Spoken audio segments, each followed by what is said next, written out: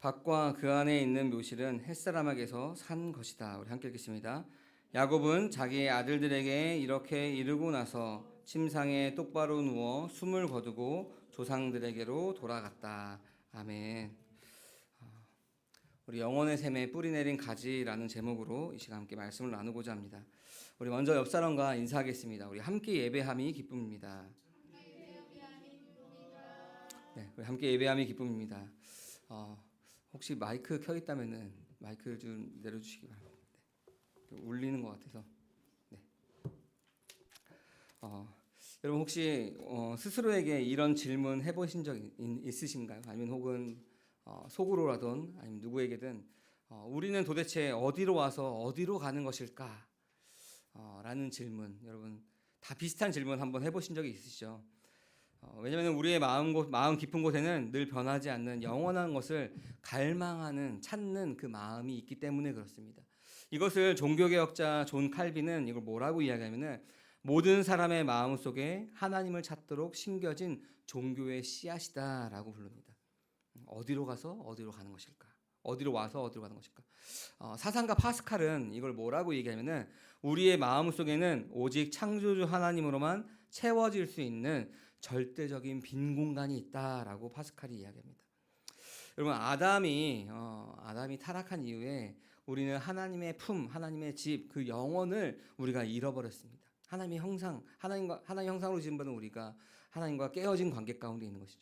그래서 그 이후에 태어난 모든 사람들이 내가 어디로 와서 어디로 가는지조차 모른 채 마치 고아 같이 영적인 고아처럼 살아가는 것이 오늘날 사람들의 모습입니다. 저와 여러분도 그런 모습으로 살아갔었죠.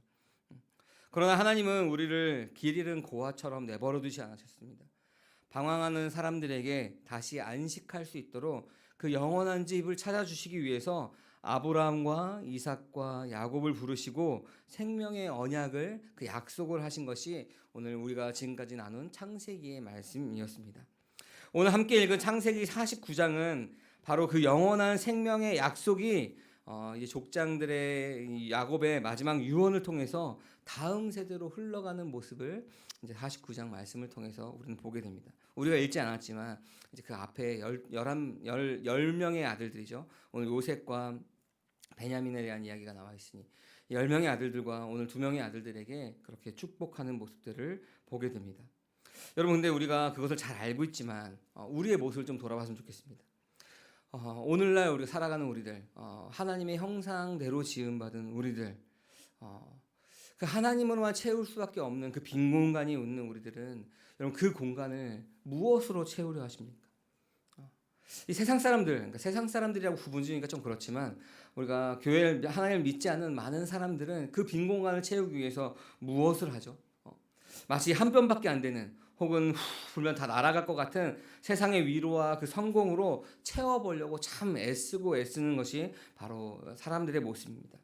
여러분 아무리 채워도 채워지지 않습니다. 여러분도 다 해보셨죠. 저도 해봤는데 이것을 그 무엇으로 해도 채워지지 않습니다. 종교적인 열심으로 해도 그것이 채워지지 않습니다. 내가 하나님께 매달리는 나의 열심, 나의 능력으로 해도 채워지지 않습니다. 여러분 왜냐하면 우리가 장갑은 뭐의 형상이죠? 손의 형상입니다. 장갑 안에 손이 들어갈 때 그 장갑도 만족하고 이 손도 만족한 것입니다. 우리가 하나님의 형상으로 지음받았습니다. 그런데 이 하나님이 아닌 다른 것으로 채우려고 하니 이 채워지지가 않는 것입니다. 여전히 공허하고 흑암이 가득한 채 살아가는 것이 그 하나님이 아닌 다른 것으로 채워가는 사람들의 모습인 것입니다. 여러분 생명의 근원이신 주님께 깊이 뿌리 내리는 대신에 세상의 화려한 것들로 스스로를 그럴듯하게 포장하고 어떻게든 단단해 보이려고 안간힘을 쓰는 것입니다. 나는 괜찮아. 나는 아무렇지도 않아. 나는 단단하게 살아가고 있어. 하지만 여러분 이 영원한 생명수 없이 하나님 없이 세상의 얕은 웅덩이에 기대어서 내 힘만으로만 버티려는 그 삶의 끝이 과연 어떨까요? 저는 이제 일하는 목회자로서 얻는 유익이기도 한데 일을 하다 보면은 이거 갑자기 말씀 묵상하면서 말씀을 준비하다가 이거 우리 서두에 사용해야겠다 하고 딱 깨달음을 주신 게 있습니다. 뭐냐면 저는 이제 목재를 다룹니다. 이 나무를 다루면서 뭐 소품도 만들고 가구도 만드는 일을 하는데 여러분 이 목재를 다루다 보면은 단단해 보입니다. 단단해 보이는데 이것을 탁 떨어뜨렸을 때 그냥 사정없이 쪼개지는 것이 있습니다. 야 이거 왜 그냥 속안이 텅 빈 것처럼 쪼개지지 하는 것들이 있습니다. 또 그렇지 않아 보이는데 굉장히 단단한 나무들도 있습니다. 같은 곳에서 잘랐는데도 참 다릅니다. 왜 다를까? 이게 목재가 가지고 있는 그 나이테에 대한 것인데 이게 물이 흐르는 통로 때문에 그렇습니다. 땅 속에 깊이 뿌리 내려서 물기를 듬뿍 머물고 자란 나무는 단단합니다. 그런데 그러지 않은 나무는 그렇지 않다는 것입니다. 겉으로 보기에는 아무리 그럴듯해 보이는 나무로라도 생명이 주는 물줄기에서 멀리 떨어져 있으면 그 속이 쩍쩍 메말라 있는 것입니다. 그럼 그 메말라 있는 나무로 무엇인가 만든다면은 가벼운 충격이나 뭐 한 무거운 짐을 올려놨을 때 그 단단해 보이던 나무가 쩍 하고 갈라져서 무너져 버리는 것입니다. 여러분, 근데 우리가 이 모습을 보면서 오늘날 우리들의 모습을 좀 생각을 했습니다. 각자의 우리가 한 사람 한 사람 그리스도인이든 그리스도인이 아니든 우리는 삶의 자리에서 각자 무거운 책임을 집니다. 가장이라는 혹은 아내라는 혹은 직장 안에서 뭐 사장이라는 혹은 직원이라는 학교 안에서든 우리가 각자의 자리에서 자기만이 짊어지고 있는 그 무게가 있습니다. 그리스도인들은 뭐죠? 그리스도인들은 그 안에서 그리스도인이라고 하는 내가 하나님의 자녀라고 하는 그 짐을 짊어지고 살아갑니다. 사실 짐도 아니지만 우리가 그것을 내가 그리스도인이면 내가 하나님을 믿는 자녀됨을 내가 스스로 지켜가려고 그 무게를 짊어지고 살아갑니다. 그 자리에서 사람들에게 인정받고 싶어서 나는 꽤 괜찮은 단단한 사람이야 라는 것을 증명해 보이려고 그 자리에서 꾹 참고 버텨냅니다. 그러니 그것이 신앙 안에서도 마찬가지죠. 교회 안에서도 마찬가지입니다. 이 안에서 막 그 단단하지 않은데도 나는 괜찮아 하고 그 애를 쓰며 살아갑니다. 생명의 샘에 제대로 뿌리내지 못한 채 세상이 주는 위로와 기대에 버텨서 우리 버텨내려는 이 모습은 우리의 연약한 모습입니다. 이 모습은 여러분 결국 그 갈증을 채우지 못한 채 우리 자신을 메마르게 하며 부서지게 만드는 것이 그 모습입니다. 그 샘에 뿌리 내리지 못한 채 종교적으로 버티는 것도 언젠간 부서지게 되어 있는 것입니다. 여러분, 그러면 우리가 지금까지 이 얘기를 나누면서 여러분 머릿속에 이 질문이 생각나야 됩니다. 이 팍팍한 이 버텨내는 삶 속에서 무너지지 않고 이 생명력을 유지할 수 있는 것이 무엇일까? 오늘 본문에서 우리가 그것을 발견할 수가 있습니다. 오늘 본문은 우리의 그 헛된 노력을 멈추고 창된 생명수이신 주님께 깊이 뿌리를 내릴 때 그때 우리가 어떤 고난의 벽도 훌쩍 넘어서 생명의 가지가 될 수 있다라고 우리에게 분명히 이야기하고 있습니다. 오늘 말씀은 야곱이 세상을 떠나가기 전에 아들들의 앞날을 축복하며 하나님의 약속을 이어주는 장면입니다. 오늘 요셉의 축복의 장면의 한 부분을 읽었는데 우리 23절에 보면은 좀 잔인해 보이는 말이지만 이런 이야기를 합니다. 우리 같이 한번 해볼까요? 사수들이 잔인하게 활을 쏘며 달려들어도 사수들이 적개심을 품고서 그를 관역으로 삼아도라고 얘기합니다. 그 아들에게 축복하는데 야, 너가 관역이 되어서 사람들이 잔인하게 활을 쏘며 달려들어도 적개심을 품고 관역을 삼아도라고 이야기합니다. 여러분 한번 이 모습을 상상해 보십시오. 허와 벌판이 있습니다. 아무것도 없는 숨을 수 없는 곳에 요셉이 피할 수 없는 그곳에 관역처럼 서 있고 원수들이 사방으로 둘러서 있습니다.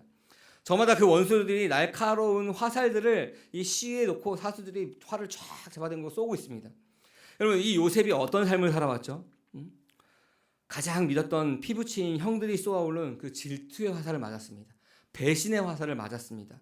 그리고 노예로 팔려간 다음에 보디발의 아내가 쏜 거짓말과 억울한 누명이라는 화살을 맞은 것이 바로 이 요셉의 모습이었습니다. 그리고 그 감옥 안에서 또 무슨 일을 당하게 되죠? 잊혀짐을 당하게 됐습니다. 내가 꿈을 해석하고 나를 기억해 주셔야 하는데 그 사람이 잊혀집니다. 그리고 2년이라는 시간 동안 고독한 화살을 그는 그곳에서 그의 삶 가운데 쉼없이 맞으며 난도질 당했습니다. 허화벌판 한가운데서 관역이 되어서 그 모든 화살들을 맞으며 살아왔던 것이 바로 이 요셉의 모습이었다는 겁니다. 그런데 여러분, 함께하는 성도 여러분, 이 이야기가 이 수천 년 전에 요셉만의 이야기일까요? 여러분 우리들의 모습도 마찬가지입니다. 크게 다르지 않다고 생각합니다. 우리도 역시 이 삶의 현장에서 이 관역이 되어서 서 있는 것과 같은 모습으로 살아갑니다. 나는 그냥 묵묵히 나에게 주어진 일들을 하려고 최선을 다하면서 살아갔는데 너무나 억울한 오해의 화살이 나에게 날라옵니다. 내가 책임지고 이끌어야 하는 그 외로운 자리에서 사람들이 그냥 툭툭 던지는 그 날선 한마디, 차가운 시선들이 나의 심장 가운데 그 화살을 막 쏘아대는 것 같은 그런 관역으로 서 있는 것입니다. 여러분 우리는 그때 이 화살을 안 맞으려고 튕겨내 보려고 우리 얼마나 눈물겨운 힘을 쓰며 애를 씁니까? 상처받지 않은 척, 나는 원래 멘탈이 강한 척, 내 성취와 내 경험으로 두꺼운 방패를 만들어서 이 화살을 내 힘으로 피해 보고자 어떻게든 발버둥 치는 것이 여러분 저와 여러분들의 솔직한 모습 아닙니까? 한번 우리 말씀 앞에 여러분 솔직하여지기 바랍니다. 내 힘으로 막아보려고 발버둥 치면 발버둥 칠수록 우리 심령이 어땠습니까? 생명수가 끊어진 나무처럼 속이 쩍쩍 갈라앉아서 주저앉고 마는 것이 우리의 모습 아닙니까? 내 능력으로 이 날아오는 화살들을 결코 막을 수 없다는 이 사실이 우리의 연약한, 여러분 솔직한 우리의 모습 아닌가요? 여러분 그런데 요셉은 그 화살 가운데도 꺾이지 않았다라고 얘기합니다. 오히려 22절 말씀처럼 아주 많은 열매를 맺었고 그가 그 앞전에 나오죠. 가지가 담장을 넘을 만큼 무성해졌습니다. 도대체 그렇게 될 수 있었던 비결이 무엇이냐? 우리 24절에 보면은 이렇게 말씀하고 있습니다. 우리 같이 한번 읽어보겠습니다. 49장 24절입니다. 요셉의 활은 그보다 튼튼하고 그의 팔에는 힘이 넘친다. 야곱이 섬기는 전능하신 분의 능력이 그와 함께 계시고 목자이신 이스라엘의 반석께서 그와 함께 계시고. 아멘. 요셉이 그 관역으로서도 버틸 수 있었던 것은 그가 뭐 다른 사람보다 뭐 더 뛰어난 능력 때문에 아니면은 그의 정신력이 그 멘탈이 다른 사람보다 강했기 때문이 아닙니다. 오늘 말씀에서 나온 것처럼 그 요셉의 활이 그 원수들의 활보다 튼튼합니다. 그리고 그의 팔에는 힘이 넘칩니다. 왜냐면은 야곱이 섬기는 전능하신 분의 능력이 바로 그 요셉과 함께 그 관역처럼 사람들의 그 화살을 맞는 그 순간에도 그 전능하신 분이 그 능력이 그와 함께 계시고 목자이신 이스라엘의 반석께서 그와 함께 계시기 때문에 그렇습니다. 여러분 우리 2026년도 우리 교회 표어가 무엇입니까? 선한 목자 대신 주님을 따르는 공동체입니다. 그 목자께서 여러분 그 전능하신 손이 뒤에서 그의 팔을 꼭 붙잡아 주셨기 때문에 요셉은 자기 힘을 믿고 버틴 것이 아닙니다. 여러분 마르지 않는 은혜의 샘 곁에 자기의 뿌리를 아주 깊게 내리고 있었다는 표현이 바로 이런 표현인 것입니다. 여러분 이 말씀을 보면서 우리는 이 모습에서 훗날 우리를 찾아오신 참 포도나무이신 예수 그리스도를 그림자로서 볼 수 있습니다. 여러분 요셉이 관역으로서 사람들의 그 화살을 맞고 버텼던 것, 여러분 예수님께서 친히 이 땅 가운데 인간의 몸을 입고 내려오셨습니다. 가장 낮고 천한 곳으로 내려오셨습니다. 세상이 쏘아도는 가장 무섭고 날카로운 화살들을 그 독화살들을 다 온몸으로 받아내셨습니다. 사람들의 비난이라는 화살, 조롱이라고 하는 화살, 아끼던 제자들의 배신이라는 화살뿐만 아니라 원래라면 저와 여러분이 맞아야 할 하나님의 그 진노의 심판의 화살까지도 그 십자가 위에서 홀로 맞으신 분이 바로 예수님이십니다. 그분은 십자가에서 완전히 찢어지시고 상처 입으셨습니다. 세상의 모든 화살이 예수님이라는 관역에 무참하게 꽂혔습니다. 여러분 가장 메말라 비틀어진 그 죽음의 나무였던 그 십자가 위에서 예수님은 스스로 쪼개어서 우리를 살려내는 영원한 샘물이 되어 오셨습니다. 여러분 첫사람 아담이 잃어버렸던 그 영원한 생명을 둘째 아담이신 예수님이 죽음을 이기시고 다시 살아나심으로 그리고 이 사실을 믿음으로 받아들이는 우리에게 선물로 우리에게 주셨다는 것입니다. 여러분 이 사실이 믿어지십니까? 그러면 이 십자가의 은혜가 오늘 여러분 삶 가운데 어떤 기적을 일으킵니까? 저는 이 모습을 기적이라고 표현했습니다. 왜 기적이냐면은 내 힘으로 할 수 없는 것을 하나님께서 하셨기 때문에 기적이라고 표현하겠습니다. 뭔가 우리가 막 하늘에서 막 번개가 내려쳐서 막 글자가 써있고 이런 게 기적이 아니라 막 죽은 자가 살아나는 것이 기적이 아니라 내 삶 가운데 내가 할 수 없는 일들을 하나님께서 하신 것들, 여러분 그것이 기적이 아닙니까? 그럼 내가 하나님과 동행하는 그 한 걸음 한 걸음이 그 기적을 맛보는 한 걸음 한 걸음인 것입니다. 여러분 그러면 그 십자가 은혜가 여러분 그 믿음으로 우리가 그 선물을 받은 우리에게 어떤 기적을 가져다 주냐? 여러분, 예수님께서 우리를 대신해서 그 심판의 화살을 다 맞으셨기 때문에 이제 세상이 쏘아대는 그 화살이 더 이상 우리를 완전히 무너뜨릴 수 없는 것입니다. 우리의 진짜 가치를 훼손할 수 있는 그 진노의 독이, 절망의 독이 그 화살 안에 묻어있지 않는 것입니다. 여러분, 화살이 없다라고, 화살이 안 날아오는 것이 아니라 그 화살이 더 이상 우리를 무너뜨릴 수 없다라는 것입니다. 여전히 우리 삶 가운데 억울함의 화살이 날아올 수 있습니다. 상처의 화살이 날아와서 우리의 마음을 아프게 하고 눈물 흘리게 할 수 있습니다. 여러분, 우리가 얼마나 많은 것들을 경험하니까 그리스도인으로서 살아가기 위해서 내가 남들을 품으려고 했지만, 내가 그리스도인으로 살아가기 위해서 남들보다 손해보며 그 사랑을 전하려고 했을 때마다 얼마나 많은 화살들이 우리 가운데 날아옵니까? 여러분, 화살이 안 날아오는 것이 아니라, 고난이 없는 것이 아니라 그 화살이 날아와서 우리는 또 아파하고 또 눈물을 흘리고, 주여 우리는 연약합니다, 우리는 또 넘어집니다 하고 고백하는 것이 우리의 모습입니다. 하지만 여러분, 우리가 아까 기적이라고 얘기했는데 그 십자가의 은혜가 왜 기적이냐면은 더 이상 이 화살이 우리의 존재 자체를 파괴할 수 없는 것입니다. 우리를 영원한 실패의 늪으로 끌고 가지 못하는 것이 바로 그 화살이 된 것입니다. 왜 그렇죠? 우리가 생명 자체이신 예수 그리스도께 그 포도나무에 접붙여 있기 때문에 그렇습니다. 우리 요한복음 15장 말씀이 나와 있죠. 우리 옛사람이 그리스도와 함께 십자가에 못 박혀 죽음으로써, 그와 함께 연합함으로써 그가 내 안에, 내가 그 안에 있다는 것, 우리가 예수 그리스도의 접붙임 받았기 때문에 그 접붙임 받음으로써 그 생명의 생수가, 생명의 물이 우리 가운데 공급되니까 여러분, 우리가 더 이상 그 화살이 우리 가운데 아무리 날아와서 꽂혀도, 우리에게 상처를 주어도 그것이 나를 무너뜨리지 못하는 것입니다. 여러분, 우리가 매일의 삶 속에서 그 화살을 맞아서 우리의 마음이 찢기고 우리의 상처 날 때마다 우리 깊은 곳에서 뿌리내리는 그 십자가의 샘물로부터 보혈과 위로의 샘이 끊임없이 우리 가운데 흘러오는 것입니다. 여러분, 내 힘으로 막아서, 내 경험으로 방패를 만들어서 그거를 잘 막았기 때문에, 잘 피했기 때문에 상처가 안 나는 것이 아닙니다. 상처가 납니다. 찢기고 상처가 납니다. 근데 바로 그 자리에서 주님의 생명수가 흘러 들어오는 것입니다. 여러분, 그리고 그 찢긴 그 상처 가운데 넉넉하게 새 살이 돋아나게 하시는 그 은혜를 우리가 경험하게 됩니다. 그래서 그 상처마다 우리가 예수 그리스도의 흔적을 가지고, 그 은혜를 가지고 살아갈 수가 있는 것입니다. 여러분, 예수님께서 온몸으로 그 치명적인 그 화살을 다 맞으셨기 때문에 우리가 그 화살, 통과한 그 화살을 맞아도 우리는 그 어떤 상처 앞에서도 굴복하지 않고 뻗어나가는 무성한 가지, 담을 넘어가는 그 무성한 가지로서 살아갈 수가 있게 되는 것입니다.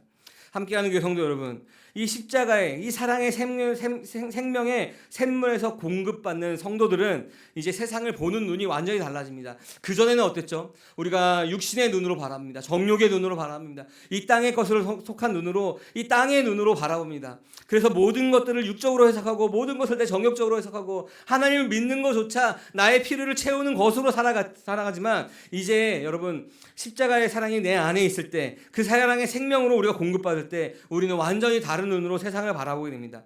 세상의 화살에 우리가 무너지지 않게 됩니다. 뿐만 아니라 세상에 주는 달콤한 위로나 그 화려한 성공에도 더 이상 우리가 목매어가며 그것을 쫓아갈 필요가 없게 되는 것입니다.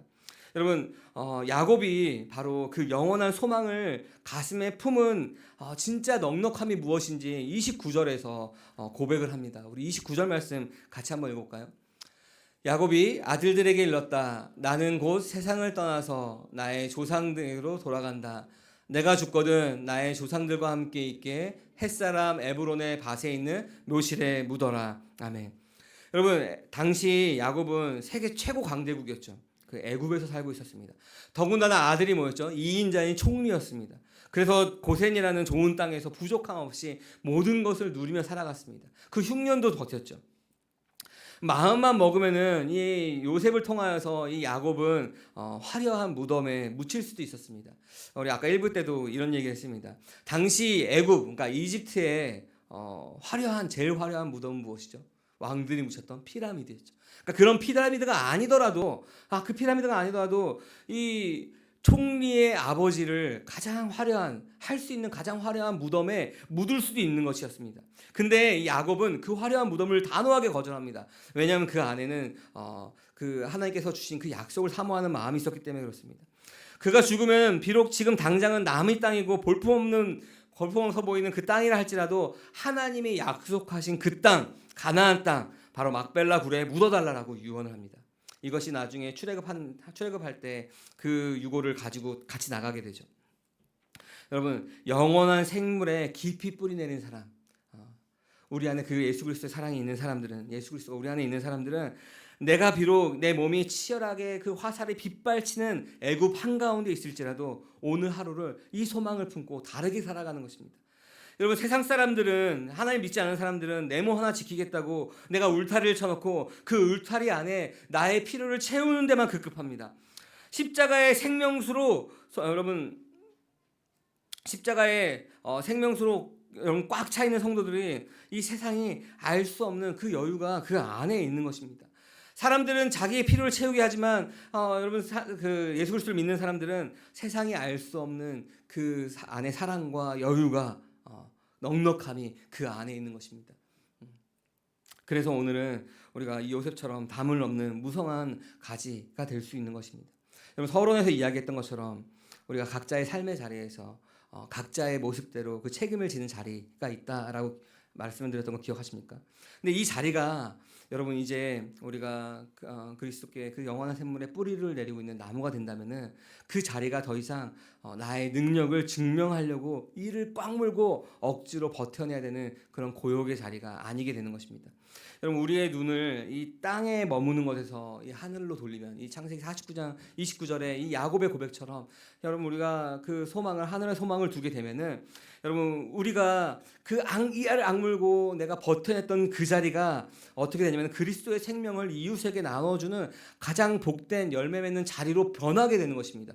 내가 있는 자리는 똑같은데, 나의 환경은 똑같은데 여전히 그 사람들은 나에게 사수들이 허허벌판 한가운데 관역처럼 서 있는 우리를 그냥 활로 막 쏘아내는 같은 그러한 현장이라도 똑같은 상황이지만 여러분 우리의 마음이, 우리의 눈이 달라지는 것입니다.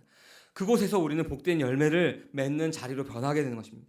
나를 아프게 찌르는 사람들을 향해서 똑같이 내가 미움의 화살을 막 쏘아대는 것이 아니라 상처 있고 메마른 그들의 삶 위로 그 십자가의 따뜻한 그 그늘을 덮어주는 넉넉한 가지로서 그들 가운데 뻗어나가는 삶의 자리로 바뀌게 되는 것입니다. 여러분, 진짜 성도, 진짜 크리스찬, 우리가 하나님의 사랑을 입은 사람은 세상의 칭찬에 내 전부를 걸지 않습니다. 그저 우리가 그리스도인이라면은 매일매일의 일상 속에서 내 곁에 있는, 나에게 주시는 그 사람들을 살리는 따뜻한 열매를 맺으면서 그 하나님 아버지의 집을 향해서 하늘 소망을 품고 묵묵히 걸어가는 나그네와 같은 삶을 하는 것이 바로 진짜 성도임을 여러분 믿으시기 바랍니다. 여러분, 많은 이야기를 했지만 오늘 말씀을 좀 정리하려고 합니다. 함께하는 교회 성도 여러분, 여러분의 가슴을 가장 아프게 찌르고 있는 그 화살이 무엇입니까? 여러분, 내 힘으로 도무지 감당하기 어려운 벅찬 그런 삶의 무게입니까? 아니면 나의 부족함을 찌르는 사람들의 말입니까? 여러분, 우리는 지금까지 그 여러 가지 화살들을, 그 많은 화살들을 내 맨몸으로 어떻게든 버텨보려고 참 여러분 많이도 우리가 속으로 눈물 삼키며 애를 썼습니다. 하나님께 기도도 하기도 했지만 여러분 우리가 그 버티려고 애쓰며 애썼던 모습이 바로 우리들의 모습이었을 것입니다. 세상에 인정받으려고 나 자신을 꽁꽁 싸매며 버텼습니다. 근데 여러분, 내 힘으로 아등바등 버티면 버틸수록 여러분 우리가 그 생명수가 공급되지 않는데, 그 말씀이 공급되지 않으면은 우리의 영혼은 그 상황 가운데 더욱더 바싹바싹 타들어가게 되는 것입니다. 여러분, 이제 오늘 말씀을 통해서 우리가 나 스스로를 지키고 있던, 포장하려고 했던 그 모든 노력들, 수고하고 무거운 짐들을 여러분 그 십자가 앞에 편안히 다 내려놓으시길 바랍니다. 그리고 여러분 그 십자가의 샘물에 우리의 뿌리를 푹 담그기 원합니다. 그 말씀에 우리가 푹 담그기 원합니다. 하나님의 음성, 목자 되시는 하나님의 음성을 우리가 듣기 원합니다. 여러분, 우리가 예배를 마친 후에 우리가 교회를 떠나서 이 문을 나가서 삶의 자리로 돌아갈 때 여전히 세상은, 여러분 우리가 그 소망을 품고 나가지만 여전히 세상은 아무 일도 없었던 것처럼 똑같이 우리 가운데 그 원수들이 화살을 마구 쏘아댈 것입니다. 사단은 우리 가운데 참소할 것입니다. 너 맞냐? 너 그리스도는 맞냐? 너 그거 지금 버티는 것이 맞냐? 그냥 다 포기해버려. 여러분, 당연한 것입니다. 왜냐하면 우리가 그리스도인이 되었기 때문에 그렇습니다. 우리 안에 그 말씀이 있기 때문에 그렇습니다. 우리가 그 뿌리를 그 샘에 깊이 내리고 있기 때문에 당연히 세상은 그 원수는 우리를 향하여 참소하며 그 화살을 마구마구 쏘아댑니다. 당연한 것이죠. 그때 여러분 오늘 말씀을 기억해내며 그 말씀대로 살아가기 원합니다. 여러분 혹시나 이렇게 기도해도 좋을 것 같습니다. 그 상황 가운데 있을 때 주님, 내가 이 원수들의 저 화살 때문에 지금 내 손이 사시나무 떨리듯이 부들부들 떨리며 내 마음을 주체하지 못합니다. 주님, 이 손을 주님의 손으로 꽉 붙들어 주십시오. 주님, 내 이 상처 때문에 피나는 내 상처 가운데 주님의 생명수를, 그 보혈을 주님 흘려주시옵소서. 그래서 내가 그 하나님의 말씀 앞에, 그 생명수 앞에 깊이 뿌리 내려서 담을 넘는 가지가 되어서 저들을 내 힘으로는 품을 수 없지만 하나님의 사랑으로 내가 열매 맺으며 품으며 그 십자가의 따뜻한 그늘을 그들에게 전하는 자가 되게 하여 주옵소서. 여러분, 이렇게 기도하며 여러분 우리가 예수 그리스도를 바라보게 합니다. 나를 위해 그 화살을 다 맞아주신 그 예수님의 사랑을 여러분 먼저 떠올리시기 바랍니다. 그것이 여러분, 그렇게 하는 것이 이 바로 메마른 내 삶 가운데 이 뿌리를 영원한 샘물에 깊숙이 담그는 여러분 첫 걸음이 될 것입니다. 여러분, 말씀을 의지해서 한번 해보십시오. 이 한 걸음을 먼저 떼보십시오. 그 한 걸음이 두 걸음이 되는 것이고, 두 걸음이 세 걸음이 되는 것이고, 여러분 우리가 1cm를 담그고 있어도 그 샘물이 우리 가운데 들어옵니다. 팔뚝만큼 담그고 있어도 우리 샘물이 들어옵니다. 그러면 점점 우리는 자라게 되어 있는 것입니다. 여러분, 그때 우리가 그 한 걸음을 뗄 때 주님께서 일하십니다. 내가 할 수 있습니다. 주님께서 일할 공간이 없는 거죠. 그러나 우리가 하나님께 기도함으로 그 모든 것을 넘겨드릴 때 주님께서 우리 삶 가운데 일하십니다. 여러분, 우리를 대신해서 세상의 모든 조롱과 그 절망의 화살을 맞으시고 마침내 부활하신 그 예수님만이 우리의 상처 입은 우리가 마음껏 들이마실 수 있는 마르지 않는 영원한 샘물이 되는 것입니다. 우리의 그 빈 공간, 그 공허함, 어디로 와서 어디로 가는가를 묻고 있는 그 삶 가운데 하나님으로, 그 사랑으로 우리가 채울 수 있는 것입니다. 여러분, 전능하신 하나님이, 그 엘샤다이 하나님이 우리의 이 덜덜 떨리는 이 팔을 꽉 붙들어 주실 때 우리의 뻗어난 가지는 그 고난의 담장을 훌쩍 넘어서 나의 소중한 가족들과 우리 곁에 있는 많은 상처 입은 이웃들을 넉넉히 품어내는 생명의 가지가 될 줄 믿습니다. 여러분, 그래서 오늘 하루하루의 삶이 세상의 사람들의 평가에 이리저리 흔들리는 그 하루의 삶이 아니라 우리를 따뜻하게 품어주시는 그 하나님 아버지 안에서 영원한 생명을 넉넉히 누리며 여러분 그 담장을 뻗어나가는 참 복되고 생명력 넘치는 걸음걸음 그 하루하루가 되시기를 주님의 이름으로 간절히 축복합니다. 아멘. 이 시간 우리 함께 주가 보이신 생명의 길 찬양하면서 우리 말씀을 기억하며 우리가 기도하기 원합니다.